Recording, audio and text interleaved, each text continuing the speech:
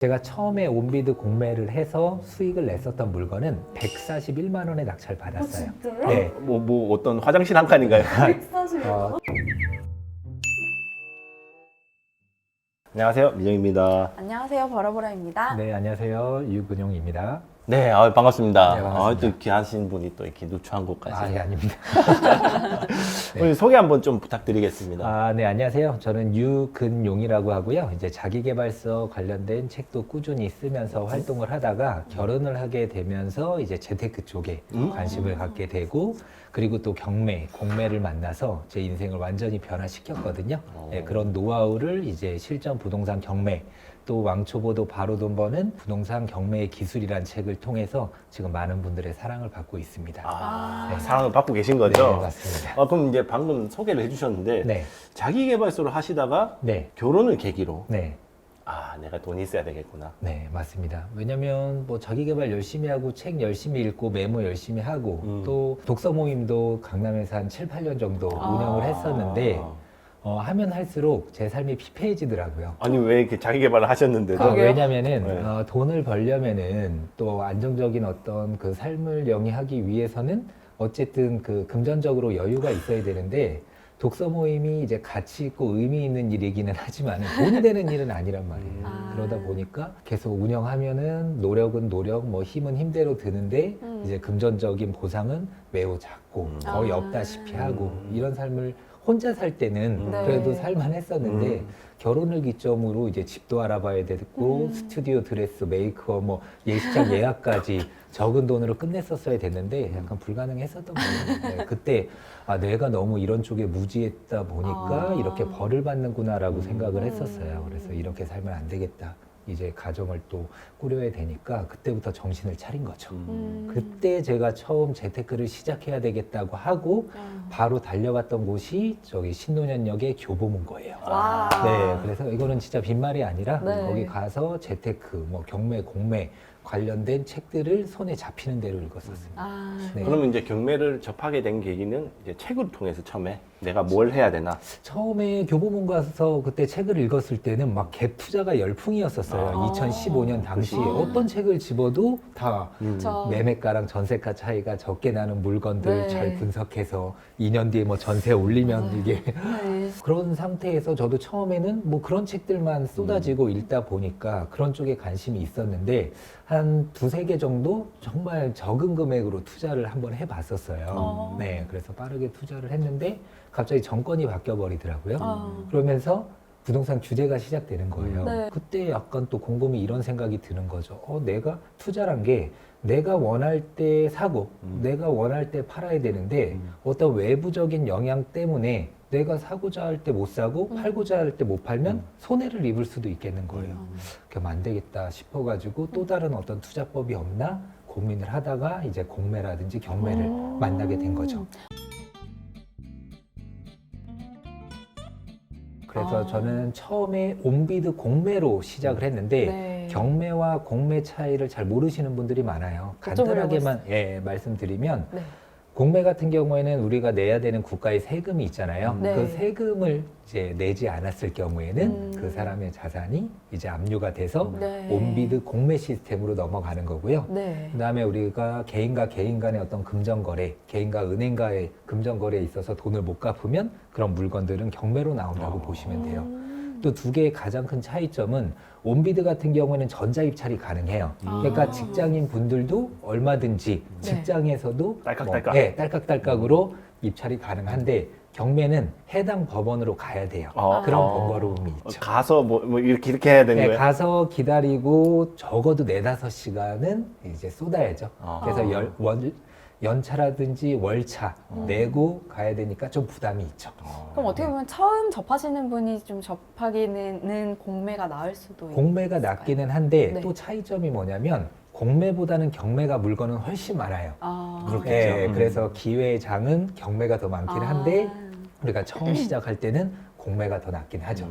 네. 그러면 이제 그런 차이 말고는 경매와 공매는 어떻게 보면 똑같은 거죠? 예, 그 처음에 입찰하고 이제 잔금 납부는 공매는 계좌이체가 가능해요. 아. 편하죠. 네. 근데 경매는 낙찰받은 곳에 또 한 번 가야 돼요. 그런 번거로움이 있는데 그 이후의 절차는 다 똑같습니다. 아. 네, 크게 다른 거는 없어요. 전체적인 프로세스는 똑같은데 네, 그 프로세스는 정도만 거의 차이가 비슷해요. 있다. 네. 경매의 네. 프로세스를 한번 이렇게 쫙 설명해 주시면 안 될까요? 경매 같은 경우에는 네. 우선 낙찰을 받으면은 보통 6주 이내에 잔금 납부를 해요. 그래서 잔금 납부를 하고 또 이제 안에 세입자라든지 그 채무자가 있으면은 인도명령 신청이란 게 가능합니다. 그거는 이제 집을 낙찰자에게 내어줘라라고 아. 하는 거거든요. 아. 근데 만약에 그 사람이 인도명령 결정이 났는데도 집을 안 비워주고 계속 버틸 수도 있잖아요. 네. 그리고 말도 안 되는 금액에 막 1,000만 원, 2천만 원 달라고 할 수도 있잖아요.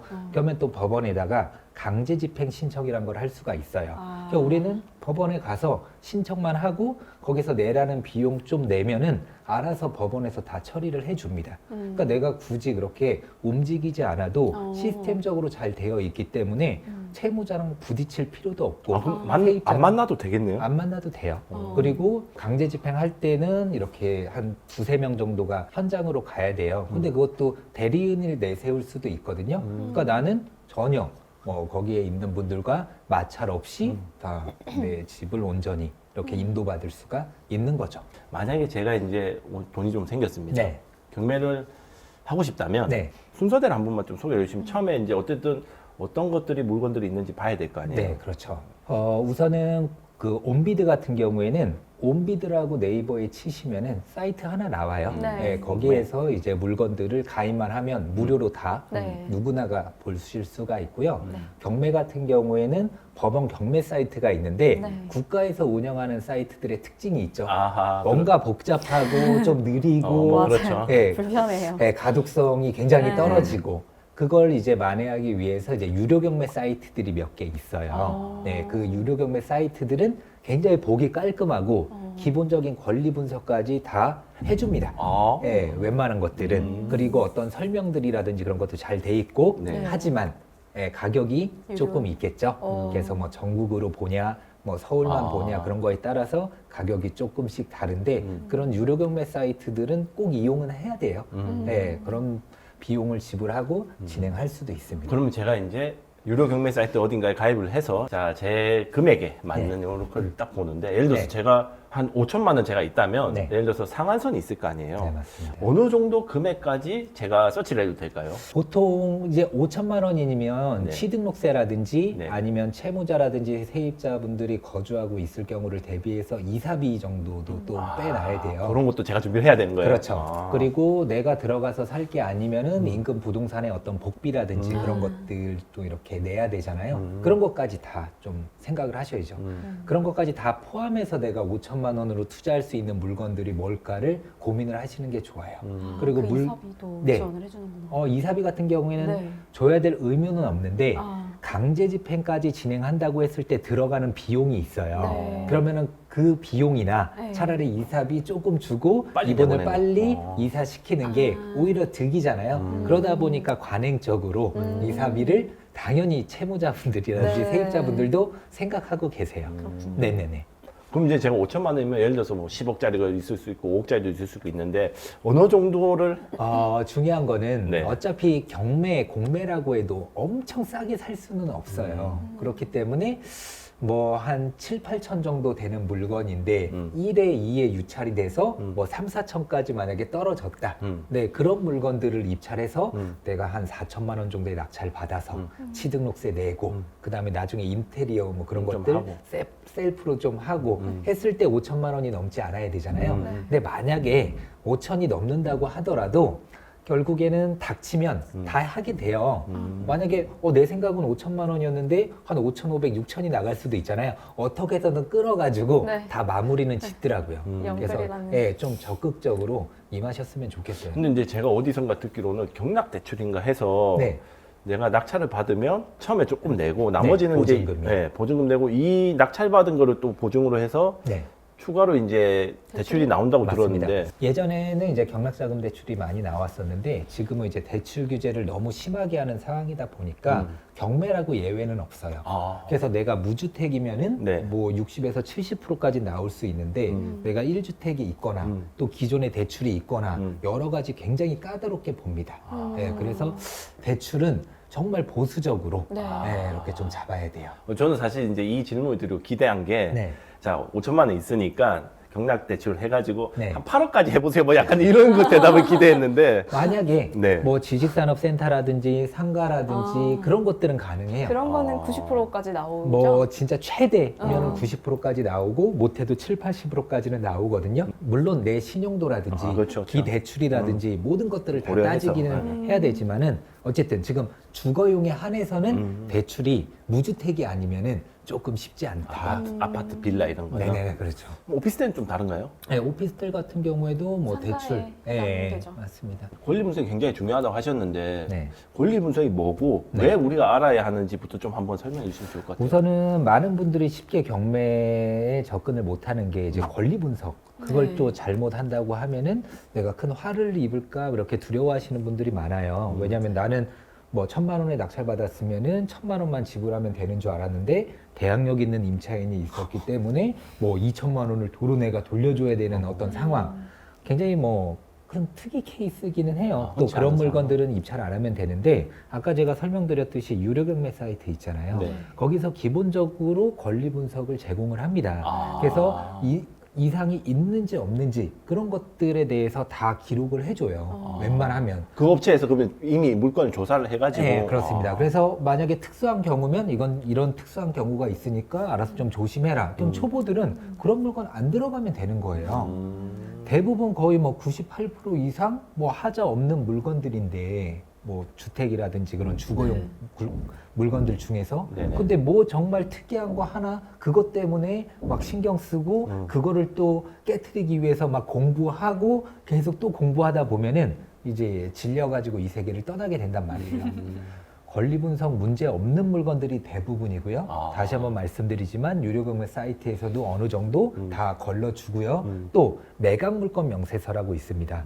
우선 가장 중요하게 봐야 될 게 이제 감정평가서라든지 현황조사서라든지 물건명세서를 보는 게 중요하거든요. 매각 물건명세서를 보는 게 중요한데 그런 것들 보면 어떤 조금이라도 문제가 있는 게 있으면 거기에 다 적혀요. 아. 이해되시죠? 네. 근데 아무것도 안 적혀 있다? 입찰하셔도 됩니다. 네네. 그럼 저희가 굳이 네. 리스크를 져가면서 네. 그런 거를 할 필요가 없다. 그리고 만약에 초보자들은? 진짜 이거 너무 모르겠어 하시면 저한테 연락 주세요. 제가 알려드릴게요. 이상 있다 없다. 아. 네. 그러면 좋습니다. 제가 이제 아까 경매를 이제 시작하는 단계에서 네. 자, 권리 분석을 이제 유료 사이트를 가입을 해서 네. 봤습니다. 요 놈 괜찮을 것 같다. 네. 요거 한번 해볼까? 네. 그럼 이제 뭘 해야 될까요? 우선은 가장 중요한 건 네. 입찰하기 전에 시세 파악. 우선 권리 분석은 어떻게 하는지 잠깐 말씀드렸고 네. 두 번째로 중요한 건 시세 파악이거든요.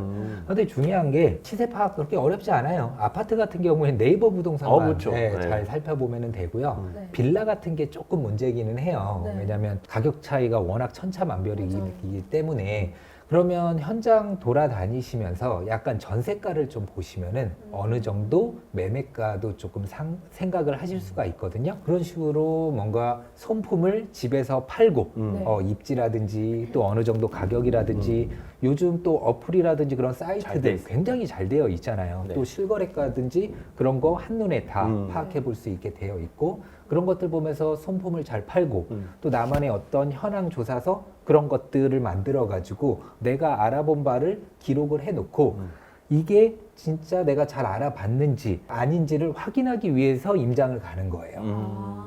근데 내가 아무것도 모르는데 이런 물건이 왔네? 물건이 있네? 거기 한번 가서 뭐 어영부영 제대로 시세도 모르면서 이것저것 물어보면 부동산 사장님도 딱 봐도 완전 그냥 초짜구나. 아무것도 모르는 초짜구나 하면서 잘 안 알려주려고 하거든요. 여기 대략적으로 시세 뭐 요 정도인데 뭐 한 요 정도면 뭐 팔 수 있냐 그런 식으로 막 이야기하면서 또 뭐 주변 알아보니까 여기 어떤 호재가 있던데 그건 언제부터 뭐 진행이 되는 거냐, 또 잘 진행이 되고 있냐, 그런 것들 툭툭 던지면서 하면 이 사람 그래도 부동산에 조금 이렇게 관심이 있고 공부를 하는 사람인가 보다. 왠지 이렇게 매입을 이렇게 할 것 같은데.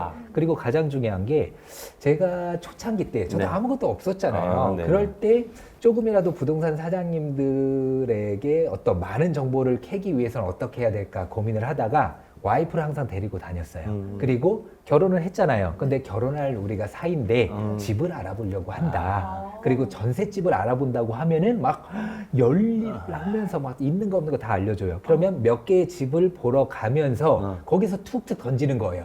여기 매매가는 얼마예요? 또 앞으로는 어디가 뭐 좋아질 어떤 그런 게 있나요? 하면서 그 사장님은 어차피 나는 그 수요자잖아요. 장기 손님이 될 수 있으니까. 네네네. 자기의 어떤 손님이 될 수 있으니까 있는 거 없는 거 다 알려준단 말이에요. 이런 팁이네요. 네, 그렇죠. 그래서 어떤 분들은 부부가 아니야.